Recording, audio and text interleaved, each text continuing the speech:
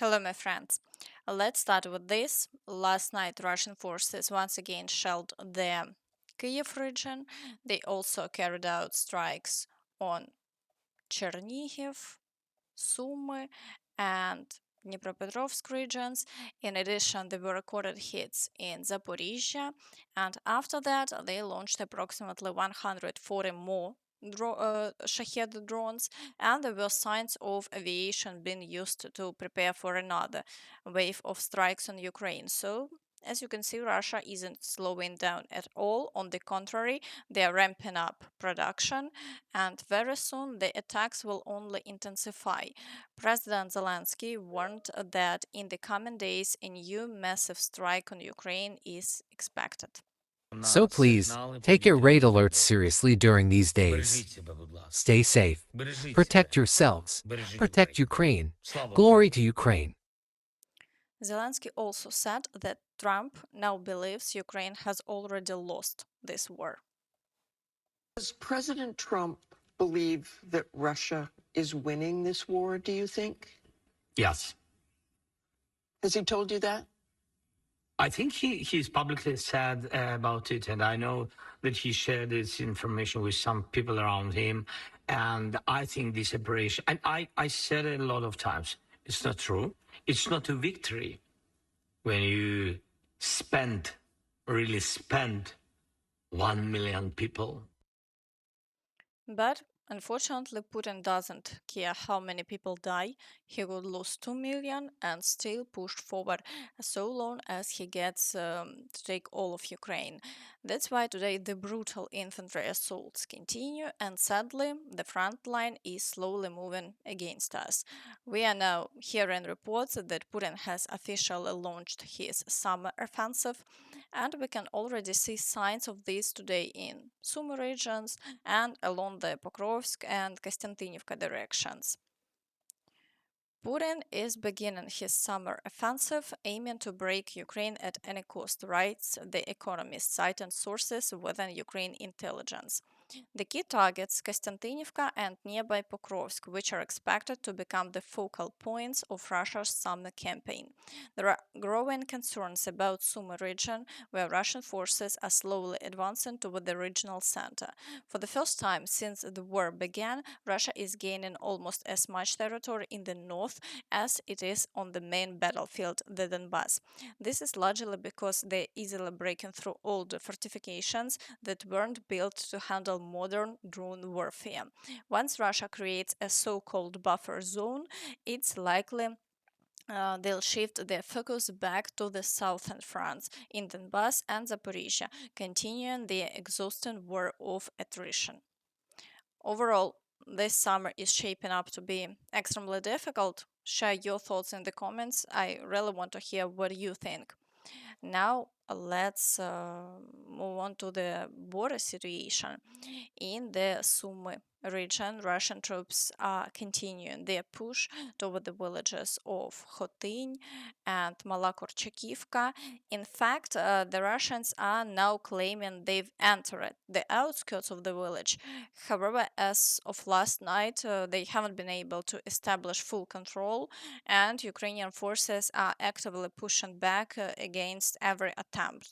Fighting is also ongoing near Yablonivka and around Yunakivka, and there haven't been any confirmed changes in territorial control yet, but the level of activity is extremely high with over 30 assaults in the past 24 hours. In the Kharkiv direction, Russian forces continue shelling, but there are no new offensive operations reported for now. Fighting is still ongoing near Vovchansk, particularly around the Vovchansky Hutory area. However, Russian troops have made no further gains, and the front line remains unchanged. In the Dvorichny area, the Russians are continuing its attacks toward Droshivka, but once again, they've had no success and the situation hasn't changed over the past 24 hours.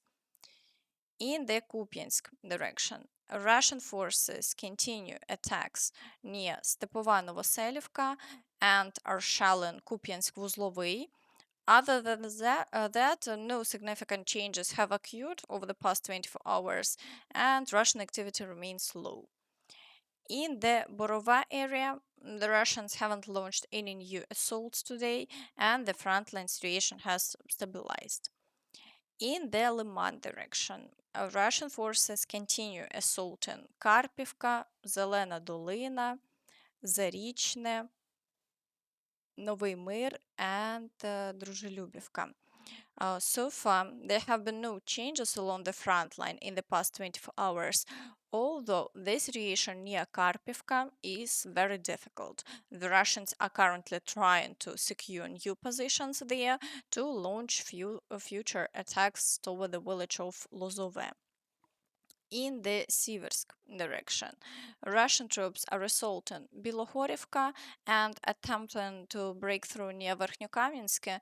However, for now, all Russian attacks are being repelled and the front line remains unchanged. In the Chasiv Yar direction, Russian forces are assaulting Markove, Chasiv Yar, and Protechene and are trying to break through toward Delivka. Shelling continues and FPV drones are being used heavily. However, the front line has remained unchanged over the past 24 hours. In the Kostiantynivka direction, near the Klebenbyk reservoir, the Russians are assaulting Yablonivka and conducting intense shelling. This is clearly visible on geolocation maps. We can see Russian forces operating in the areas of Oleksandro Shultine, Ivano-Pilla, Sherbinivka, and Rusin Yar, at least based on newly released videos of FPV drone strikes. But again, there have been no frontline changes in the past 24 hours, and Ukrainian forces continue holding the line. In the Pokrovsk direction, Russian forces continue striking the area around Shahove and are attempting to storm Popiev Yar in an effort to advance toward encirclement. They're also relentlessly attacking the fields toward Novoekonomichne and continue assaults on Myrolubivka, the village of Promень, Lysivka, Chunishine, and are pushing in the area of Kotline, Udachne, and Novosergiyevka. At the same time, Pokrovsk continues to suffer heavy shelling, but no changes have occurred on the front line, and Ukrainian defenders are successfully holding their positions despite the intensity of attacks. Soldiers on the ground describe the situation like this. The Russians control most of the settlement of Myrne and are now trying to push us out of the western houses to approach Novoekonomichne from the east. My guys reported that the Russians have taken the area just north of Koptive. They are also using chemical agents from drones. Some of our troops got poisoned. Oxygen saturation dropped to 80. They could barely stand. One collapsed and couldn't get up for half an hour. Another was vomiting. So please be careful, carry a gas mask with you. Fierce fighting continues in Yablonivka. The Russians are pushing but haven't made serious advances. They hold the western part and a small section in the south. The Russians raised another flag in Zorya, confirming full control of the village. There is a concentration of troops there, and they are using tanks and artillery. They haven't advanced toward Alexandro Kalinovo yet, but they are leveling the village with glide bombs. It's absolute hell.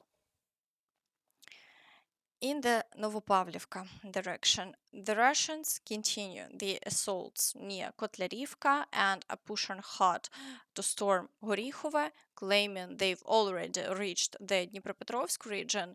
They even released video proof, though two villages are still not captured, so they're clearly trying to advance quickly. Heavy fighting also continues near Bahatir, and Russian forces are gradually pushing toward the village of Zeleny Kut, but for now there have been no significant changes along the front line, and the battles are ongoing. In the Velika Novosilka direction, Russian forces are attempting to break through near Burlatske and are storming Vilne Pole. They are also conducting shelling in the area, but there have been no changes on the front line in the past 24 hours. In the Gulay Pole direction, the Russians are attacking Malinivka and shelling the area. Here, the gray zone, the area between opposing forces, has slightly expanded, but Russian troops have been unable to establish a foothold, and the Ukrainian forces continue to repel all attacks. In the Zaporizhzhia direction, Russian forces continue the assaults on Novoandriivka and conduct shelling, but activity here has noticeably decreased. Near Pavlivka, there are no reports of new attacks. In the Kherson direction, the Russians continue attempts to break through on the islands and are shelling the right bank, but no changes have occurred in the past 24 hours. Despite everything happening today, President Zelensky still believes that Ukraine's partners can apply enough pressure on Russia to force an end to the war. We've come very close to the point where Russia can be made to stop the war and at least to pause it. We feel that our operation is hitting them from within. Even if they're going crazy, even if they're stuck in their own web, they understand everything. If cases like the one with 20,000 rockets continue, then we'll rely on our own strength. And what is our strength? To prevent them from killing us, to prevent them from bombing us. We'll keep developing this capability. And the Russians understand that we don't want to prolong the war, but if there's no other way, we'll fight for ourselves. We're very close. We need strong support from the United States. The US must show unity with Europe and put real pressure on Putin. He doesn't want to end the war, but he can be forced to end it through pressure from Ukraine's allies. In my view, that gives us a real chance. Friends, let me know your thoughts in the comments. And that's all from me. So please don't forget to like this video, subscribe to the channel, and hit the notification bell to stay updated on all the latest news. Thank you for watching and see you next time. Bye bye.